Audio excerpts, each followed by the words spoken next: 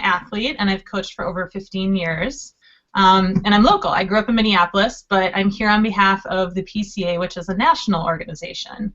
And I promise I won't talk at you for the next 90 minutes. I really want this to be interactive. So I'm going to introduce a bunch of concepts and some interesting research-based material, and then we'll have a lot of conversations. And I'm excited and looking forward to what you guys are going to all bring to this.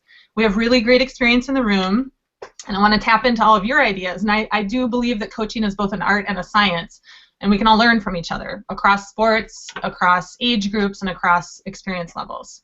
So before we get started, let's just take a quick tally. Who here has coached any sport for 1 to 4 years? Raise your hand.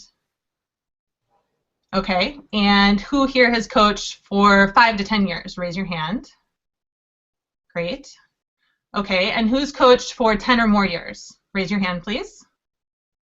Okay, great. And I don't know how many of you looked around, but we do have a really experienced group today, so that's really exciting. A lot of veterans. You guys are battle tested. You have a lot of wisdom to share, so I'm looking forward to hearing from all of you.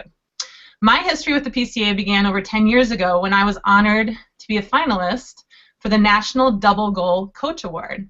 And I hadn't heard of the PCA before. I got the nomination or the letter about it, and I was like, well, what is this really? And as part of my finalist status, I received a book in the mail from Jim Thompson, his first book, Jim Thompson's first book about positive coaching, which is about building self-esteem and character through sports.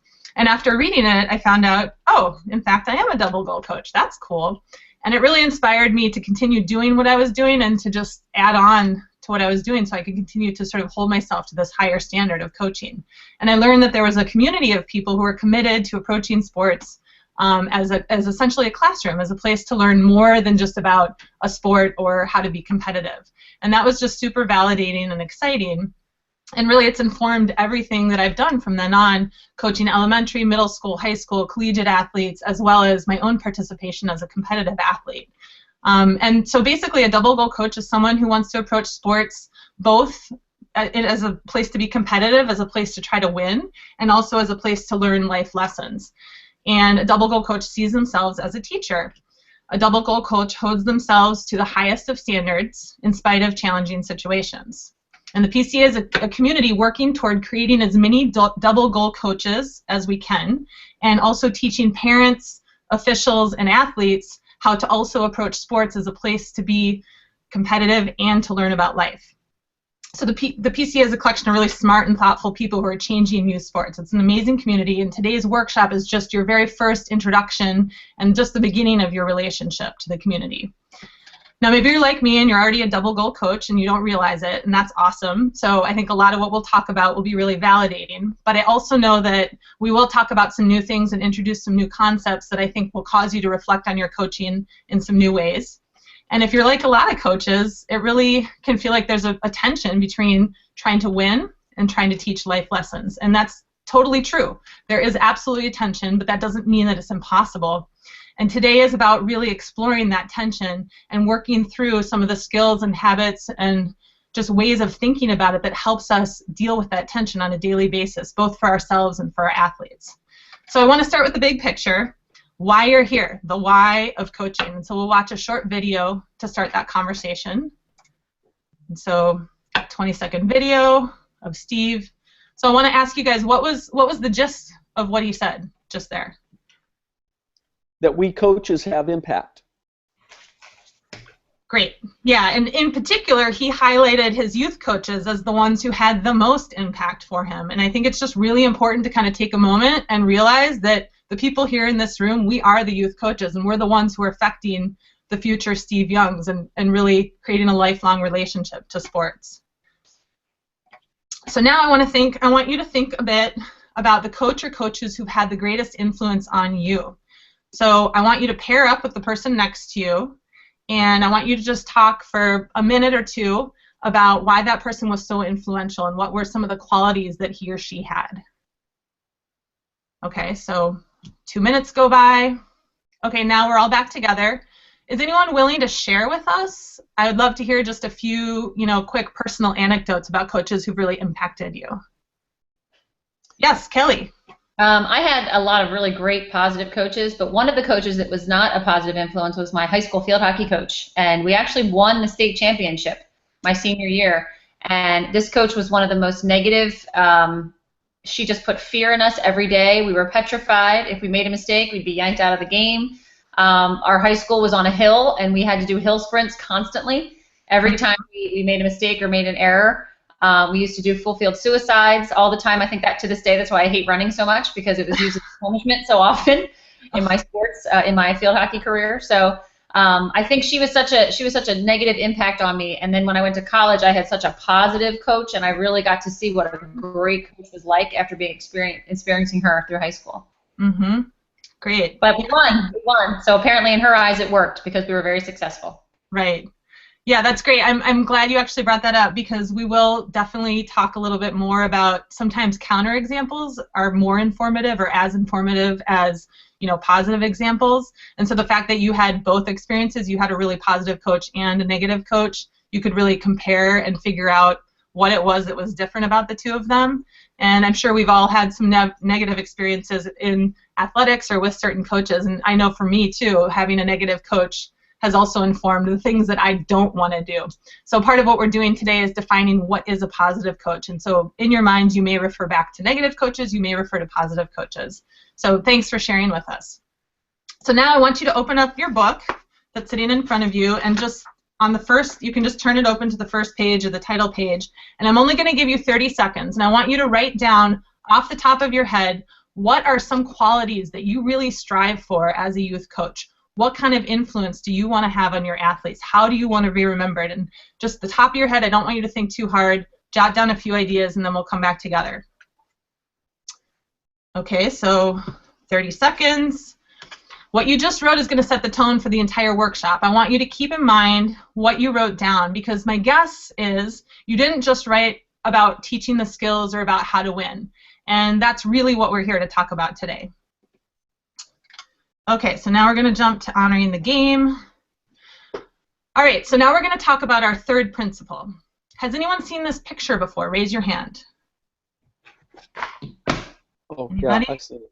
Yeah. Mm-hmm. Okay, and what do you know about it, or what can you tell the group about that? That's the girl who hit it over the fence, and but she got hurt rounding the bases, and then the other team actually helped her, you know, complete her home run, carried her. Exactly. I think that's what happened. Yeah, no, that's a good synopsis. So we're gonna watch it. It's about 2 minutes, and it's exactly what Ruben said. You're gonna find out a little more detail about it, but we're gonna watch that as an entry into our final principle today. So we watch the video. I read the text on the screen because the room is really big. Okay, so what do you guys think of this? Like, I mean, obviously it's really cool, but I'd love to hear if you guys have seen anything like this before, or if you feel that your players would do something like this, or even, is this something you would have done when you were a competitive athlete? So what do you think about this? Anyone have any thoughts? I don't know if I would have done it, if I would have had the presence to do it as a young athlete, but I do agree with you that it's cool and that it's great sportsmanship, and that, yeah, that's what I think. Yeah, inspiring. And I'm sorry? It's inspiring. It's inspiring. Totally. Yeah. So, and I'm glad you mentioned the word sportsmanship, because that's something I want to dig into a little bit with our next principle called honoring the game. So we really believe that video about Mallory just really captures what we're calling honoring the game, which is what we consider to be sort of a step above simply sportsmanship. So our final principle is called honoring the game. And we use another tree illustration because in order to honor the game, we believe there are sort of these root elements at the base of it that have to be in place in order for you to honor the game completely.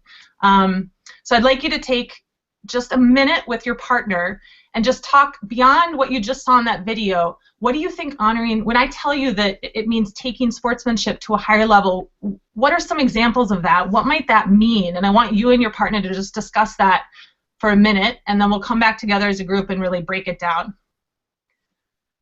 Okay, so they do that, and then I'm not going to actually ask to hear from them because I want to jump right in. Okay, so we're back together now. So we use the acronym ROOTS to help us remember all the areas in which we can honor the game. And I'll bet that you guys really touched on a lot of these in your conversations. And the key is that honoring the game isn't simply about telling your athletes to be good sports. And it's really about breaking it down and helping them see each realm of the game and how they can best bring the best of themselves to it. So R stands for rules, and honoring the rules means following both the letter and the spirit of the rule. And I'm guessing that most of us, either as athletes or coaches, have either bent a rule, broken a rule, or really kind of found that gray area about the spirit of a rule. So for example, just in soccer, you know, I'm sure many of you have seen soccer on TV where a foul is committed in your team's defensive half and you're allowed to set up a wall. And that usually involves 2, 3, or 4 players. And almost, I've never seen a wall set up 10 yards. The rule is that the wall is supposed to be set up 10 yards from where the free kick is. But every single coach tells their team to set up the wall closer to the ball, and what that does is it buys your team time to get back on defense. And so that's an example of not following the spirit of the rule. And it's really tricky because that is a gray area because everyone else is doing it. So it's really easy to justify and feel that that's okay. But I think like the best test of that, if something feels gray, that probably means it's not fully honoring the spirit. And I think if you're ever in doubt, just talking to an official about that is kind of the best test for following the rules. Now we're going to move on to the first O, which is about your opponents. And really, we want worthy opponents. And the thing is, it can sometimes feel fun to see an opponent as an enemy or to demonize them. And I'm sure we've all used that or considered using that, or when we were athletes, we kind of felt motivated by that. And it is actually human nature to define sort of an in-group and an outer group. But our job is to really help our players rise above that and to see their opponents as worthy of our respect. And so I just want to mention this one concept that I learned about from business, actually. It's called coopetition. And it's the two words cooperative or cooperation and competition meshed together. And the idea is that when you are bringing the best of yourself, you and an opponent are bringing the best of yourself, you're actually cooperating in competition, and that you're both rising to a higher level because you're both bringing the best of yourself. And so, I mean, really, that's what we all want. And I'd love to just see a show of hands. Who here has had the experience of being in a match or a game where your level of competition has been raised because your opponent is playing at their best? So, yeah, I think we've all had that experience. And so in order to achieve that, we really have to respect our opponents and teach our athletes how to think about it that way. So the second O is for officials.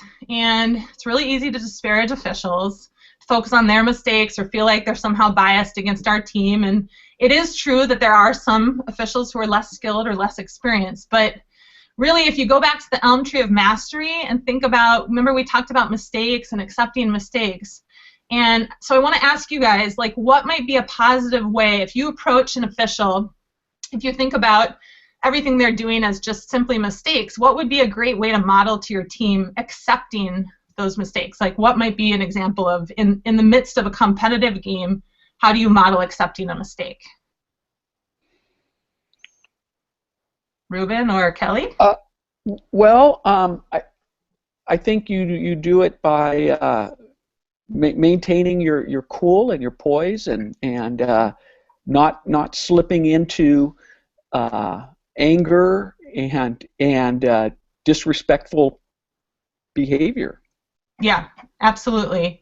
And actually, that's a great example because we're going to touch on that in a little bit about maintaining our composure. But yeah, I mean, every nonverbal or verbal cue that we're giving is going to demonstrate to our players how to think about how to approach an official and their particular mistakes. And another example from soccer, one thing I always did as a coach was I had a notebook. And if I was feeling really frustrated with an official, I would write down a question or an issue that I had, and then potentially even approach them at halftime in a really calm and kind of friendly manner, inquisitive, just wanting to learn how they were thinking about a certain call that they made. And I think from that, officials tended to see me as a friend rather than a foe as well.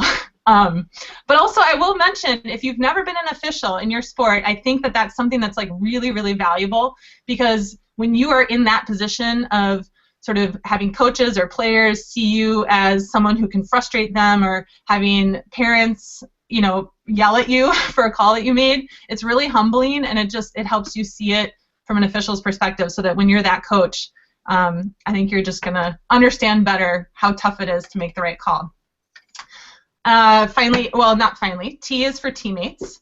And I think this is a really easy one to pay lip service to, but not necessarily really break it down for your athletes. So there's both sort of how the team interacts within itself, but it's also how each individual on a team represents the team to the public.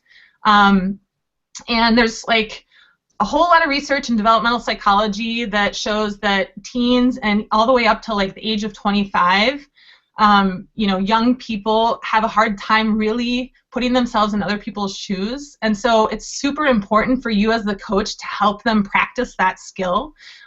So I think talking through particular situations or scenarios that apply to your sport is just really, really important. So, you know, for example, you know, with a youth group, you might say, hey, guys, like, if you're wearing your jersey out in public and you decide to, you know, spit on the ground in front of somebody, or, you know, you find some behavior that, you know, maybe isn't the most attractive or kind of respectful behavior, and really talk it through with them and talk about how others might view them and how that might then affect how the team is being viewed. And then, of course, you can talk to them as well about how they interact with each other at practice or in games, and the tones of voice, and really sort of spell it out for them. But this is one of those things you just have to assume you're going to need to keep coming back to, because like I said, like their brains just aren't even capable of seeing things from others' point of view as easily as, you know, what we can do as adults. So finally, S is for self. And this is about living up to our own standards in the face of challenging situations. So here, again, I think the easiest way to illustrate this for our athletes is to help them think through scenarios and situations. So, for example, you could take 10 or 15 minutes at the end of a practice and give them a few examples of challenging situations and break them up into 2 or 3, you know, groups of 2 or 3, and have them talk about it. And it can be really fun, I think, especially to kind of create some levity, is to have them like act out a response. So one thing I've done is I'll give them a situation and I'll say, okay, come up with a short little skit for a green light response, a yellow light response, and a red light response. And so a red light being, this is the worst possible way you can respond, a yellow light being, you know, this would be okay, but maybe not ideal, and green light being, this is the best possible way you can behave in this situation. So, you know, one example from soccer would be, how would you handle the situation if an opponent were to kick you and no one else saw it? You were the only one who experienced this, and you can ask them to give a green, yellow, and red light response. Okay, so now we're going to take just 3 or 4 minutes with a partner, and I want you to share with that partner a past experience or even something that's going on right now that has challenged you to honor the game. And this is a great opportunity for you guys to like do some brainstorming or share some advice, or just talk about what it was that you learned and how you maybe changed from that experience. So 3 minutes, go. Okay. So we're back together now. So as I've alluded to honor the game as a coach is about more than how you just respond in a moment. It's about creating an entire culture ahead of time, whereby you know that your athletes understand the ways that they can best honor the sport. And so culture being defined as the way that we do things here. It's about proactively defining the X's and O's of mature behavior. Just like with any particular skill in sport, you have to teach it, you have to reinforce it, and you got to practice it. So it really should be a part of your practice sessions. When you structure your practice, you know, building in 10 or 15 minutes to address each of these principles is how you're going to really get at it. Okay, and then page 46, I just want you guys to know it has a toolkit for honoring the game, and it has ideas for coaches, parents, and athletes. And before you open your book to that page, I just want to mention one of the ones, and Ruben had brought this up earlier when he talked about keeping your composure as a coach is really important. And so one of the ones that we really like to emphasize from the PCA is what we call a self-control routine. So just quickly, does anyone have anything that they already are using? Like when you're in a really heated emotional moment, what are some things that you do to really maintain your composure, get through the emotion so that you can make a wiser, more thoughtful response. Anyone have an example? Well, yeah, I turned to my assistant coach, and in a quiet way, vent to my assistant coach.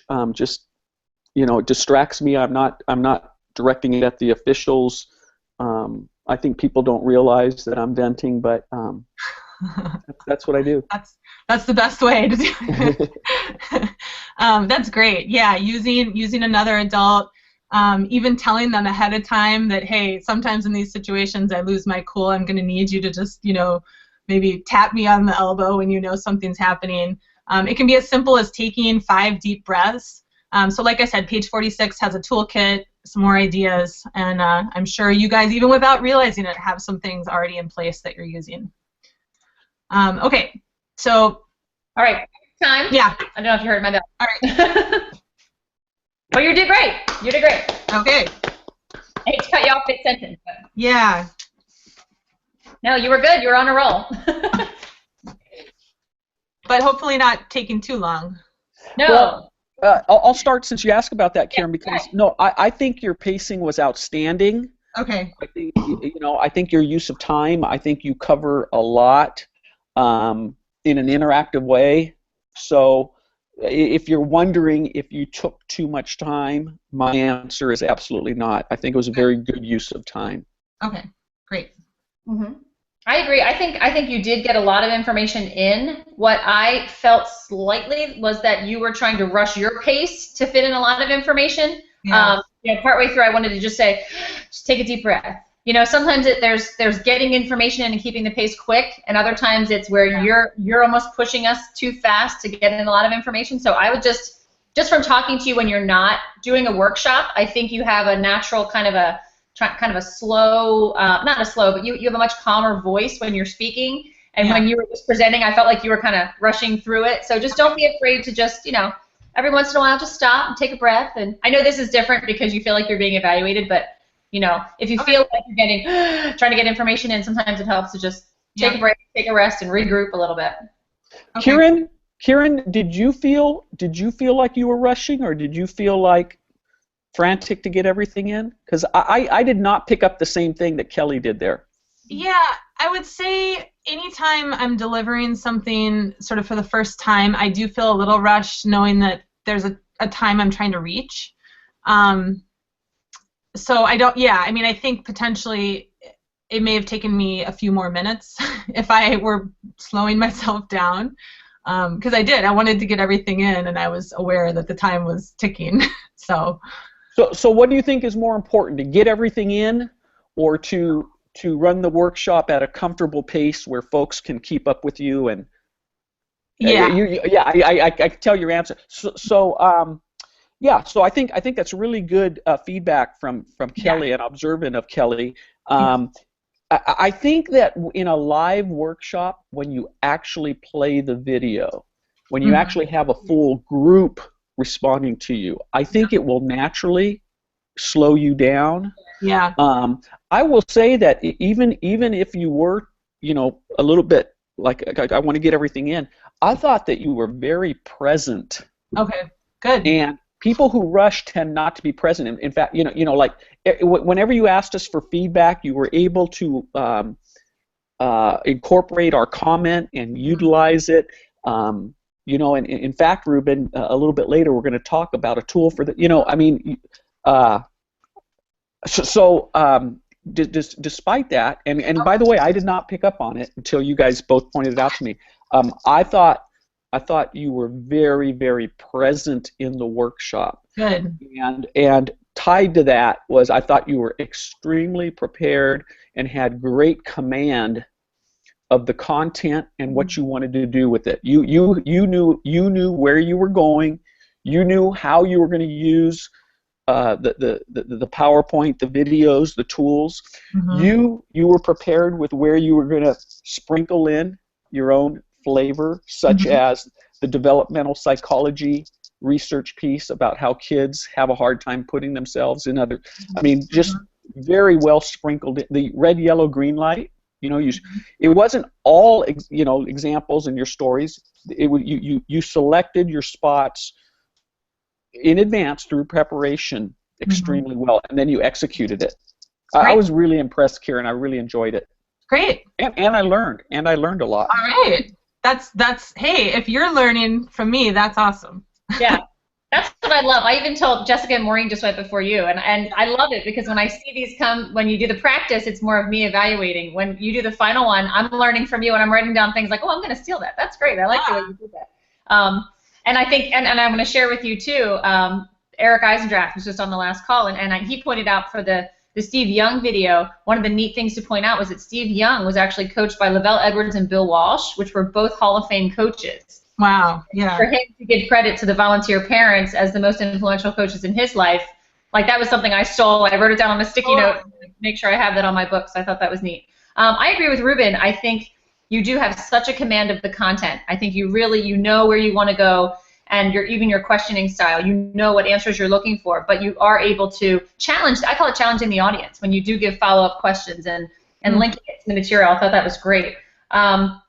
The one, and I think I did look back in my notes because you did it last time too. You didn't do it this time as much at all. But when you pose a question, make sure you pose one question.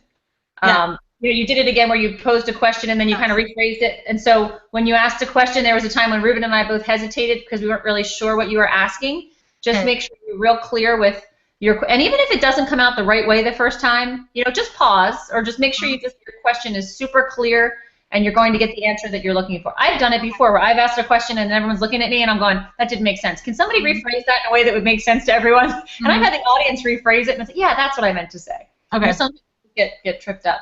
I love the co-opetition. I mean, I thought that was cool. I never heard that word before, and I thought that was a really neat thing to bring it in because that's actually what we are looking for: cooperation and competition. That's the ultimate. So I stole that word from you. I think that's great. Good. And again, I love it when you bring in outside research. Like I have a master's in counseling as well, so anytime you can bring in things about teen not putting themselves in other shoes. The one thing that I would have gone a little bit more with, I love the green, yellow, and red, and the idea of acting out skits. Yeah. I think you actually almost went backwards because you were talking about that. I think you used that in terms of team, honoring the teammates. Yeah. But I think that's really big into culture. I mean, that's how you teach culture. After you did that, you talked about the green, yellow, and red. I think a few minutes later, you talked about how culture has to be taught, reinforced, and practiced. And I would almost save that example as a way to teach culture because that's an excellent way to teach culture to your team. And the fact that the other point too, in that strong taught what will be the default. Like what will happen if you actually don't make a conscious effort as coaches to teach culture? Yeah. What would you say, Keren? What happens if you don't teach? What is the default? Win at all costs. Exactly. It's what society wants us to do. So I think I would almost save that example and put that in the culture because I think I want to do that tomorrow at practice. I had a girl flip out on another teammate, and I'm just thinking, okay, tomorrow at practice, I want to have the girls act out. How would you handle it if you were what's happened to Sydney on Saturday? How would you do it? I think that's great. Fantastic. Did you have any more to add, Ruben? Do we have another one starting? Nigel texted me and he said he got the dates mixed up. He thought he was going on Wednesday, so he's not going to be joining us at 1:30. Okay. Was he going to join us on this same hangout? No, he was going to join us on the next one, which is Mary Beth. So I probably should check with Mary Beth and make sure she's not on there. Why don't you go on with Mary Beth if you want, and I just have two things for Keren. Okay, great. I can finish up with Keren. I'll go get on Mary Beth. Thank you, Keren. Bye. So Keren, again, I want to emphasize, I just really thought it was very well done. I'm very pleased, not only with you, but with Kelly, but with the process, for you to so two little things, okay, ideas. One is, Keren, I was watching, I don't know if I mentioned this the last time, but I did not see you smile until you started talking about opponents. Okay. Something about how you were talking about opponents. We actually want to see opponents as, something about opponents got you to smile for the first time. Okay. And then you did it again when you talked about working with officials and how the officials actually see me as a friend. Mm-hmm. And that made you smile too, because you were pointing out that there's actually a competitive reason to treat officials, you know. Right. And so you know, I'm convinced that you're enjoying this. However, I'd like you to give us hints of that right off the bat. Okay. Got it. And you know, not just not over the top, but Kelly, I was mentioning that I didn't see Keren smile until she started talking about respect for opponents. It was that late into where I actually saw a smile. So did I not smile when I was talking about being a double goal coach and not realizing it? No, I think Are you smiling right now? Are you smiling right now? Yeah. Okay. Now I know you're smiling. Now I know you're laughing. So Keren, like I said, I did not notice it until that point in the workshop. And it might be that your smile is a lot more subtle than some others. Okay. It's a small thing. I don't want to make too big a deal out of it. No, that's great. It's just it's a small observation, okay? And then the other thing is, the Mallory video. Yes. You asked us, what do you think of this? And then you said, obviously it's cool. Well, I think most people think it's cool, but you answered the question. You wanted us to answer the question, but you prejudiced our answer. Yes. By saying, obviously it's cool. Mm-hmm. I think 99 out of 100 people are going to say it's cool, it's great, it's you know.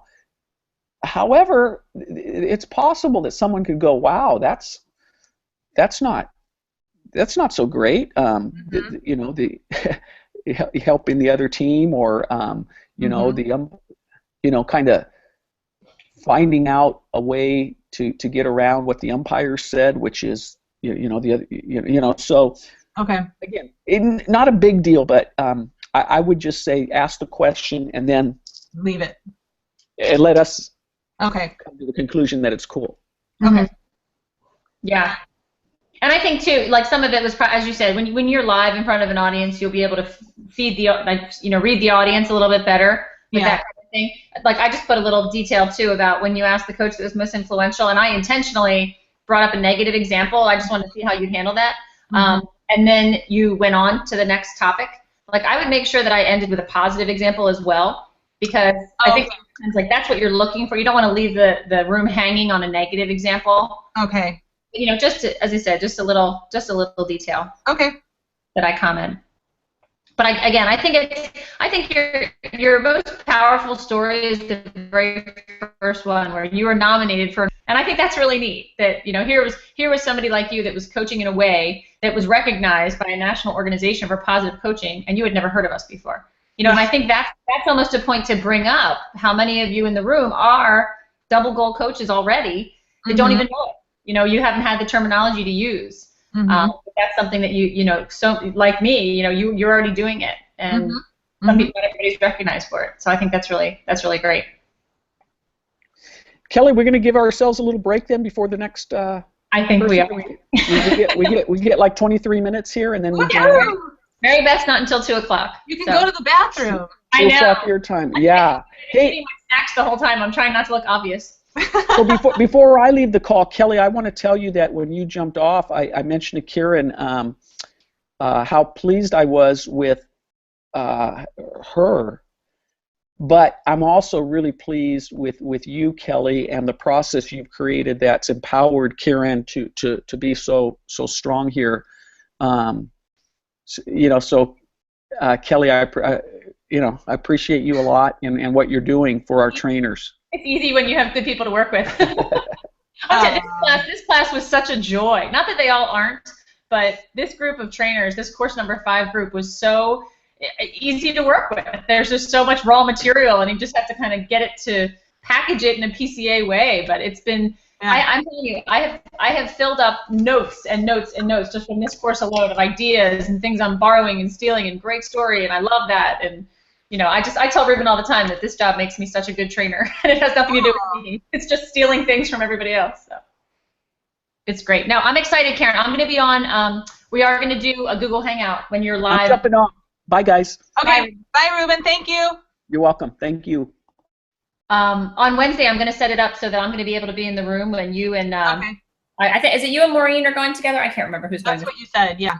Yeah. I just asked Deborah this morning. I said, "What time is it? Who's going where?" Okay. So yeah, she's gonna have a computer set up in the room too. So I'm excited to see you guys live and just use the audience. I mean, this is a chance for you to really feed off of the audience and the energy of the audience. And you know, don't, as I said, I think my biggest hesitation with you is just, as Ruben said, what's more important, getting all the content in or being at a comfortable pace? And the other thing too, I think when you have so much content in your mind and you have so much experience, make sure that doesn't trump the experience in the room. Okay. Yeah. The experience in the room is what makes it real and what makes the coaches in the room be able to take that back to their teams rather than making it, not that you do this, but rather than making it more of like, okay, I'm Karen, the trainer, and I'm going to tell you everything that I've done. Yeah. Taking what you've done, sprinkling it in, but also what are these coaches doing that works? Or what are, I mean, even asking questions, like especially with honoring the game. Yeah. So many coaches that have realistic questions. Totally. You know, how do you handle this with officials when you disagree? I mean, there's such a great opportunity with honoring the game to bring up real life experiences. How have you handled it when you disagree with an official? How do you handle it when you have a player that gets away with breaking a rule and you're on the sidelines as a coach and you see a player flat out break a rule? Do you stop the game? Do you not stop the game? You know, I think this is these are the kind of topics, I always call this is like the ethics part of the workshop. You know, really getting down to, as coaches, what is our role? Now, stopping the game, coach, you know, official, stop. Sorry, my player over there made a foul that you didn't see 3 minutes ago. You know, is that realistic either? Not necessarily. Yeah. But, you know, if it's something important, you know, it's just, there's not a right or wrong answer. It just gets into some really meaty discussions. Yeah, totally. What's being taught and the culture. And, you know, I just love the whole idea of culture creation. And the other thing, too, that I just wanted to add for you is obviously you have a very positive culture on your team. But some coaches are coming into a team that does not have a positive culture already. So the idea, I think I put that down as one of the questions in the group. How can me as a coach or you as a coach change a culture that might already be in place? And the point that I always drive home is that no matter what team that you're coaching, no matter where they've come from or where they're going, you are the coach of that team, and the parents and the athletes are entrusted to your care to change the culture for that season. So, you know, even if the kids have come from a horrible background or you're coaching in a really tough, you know, inner city area, when you have those kids on your team for 2 hours, this is the way we do things here, period. Okay. So I just think that's a really strong message to point home, because I've had a lot of people that have said, oh, you know, I took over for this team. They were so negative. They were so nasty. Yeah, but that's the point. You're taking over. Yeah, right. And you've got the whistle. And even parents, like, oh, these parents on my team, they're such a mess. Well, really? Because those kids are playing for you. Those parents have entrusted you. You determine the culture. Okay. And I've gotten a lot of, I don't want to call it feedback, but I've gotten a lot of like aha from people after the workshop saying like, wow, I never really thought about how much power you have as a coach over the whole team, the whole culture of what's going on. Right. So I think that's great. Yep. So I'm excited. What's next? I mean, obviously I do this Wednesday thing and then what's next? I have no doubt in my mind that Deborah's just going to love what she sees you do. So I think what the next step is then is going to be, she wants, Deborah's great. She's very super involved. Like, you're in an awesome place. Minnesota is one of my favorite places because Deborah is so on the ball about everything. Okay. And he's great. Andrew Pillsbury's great. He's the salesperson. So I hope he's going to be there too to see you.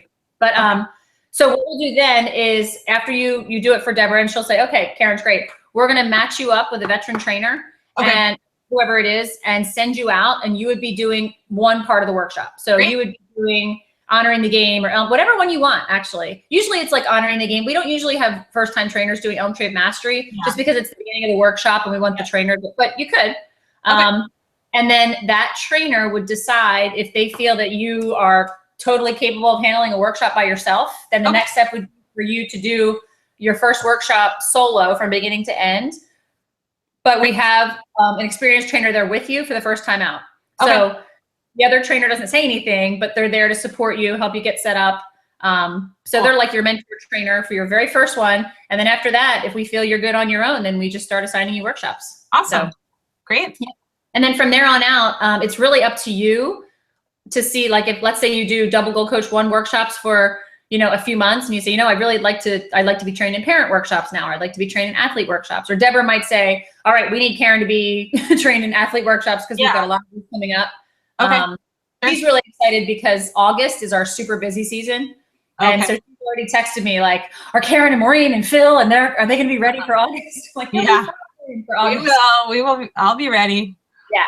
So that's really the process. It's sort of half up to you and half up to her how she wants to utilize you. But we've had some trainers that have come in and done 1 double goal coach workshop, and then all the rest they do athlete workshops because that's just what's happening. So got it.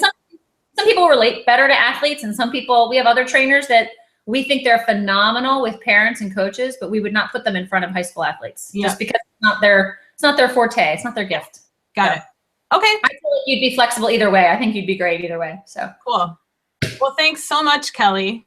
You are very welcome. This has been an awesome experience. I want to let you go because you have this little window to take a break. But yeah, you've done an awesome job of modeling and being encouraging and coaching us through this whole process. Well, thanks. I've had a lot of fun. Good. I hope so. Yep, absolutely. All right, take care. I'll be in touch. Okay, bye. Yep, bye-bye.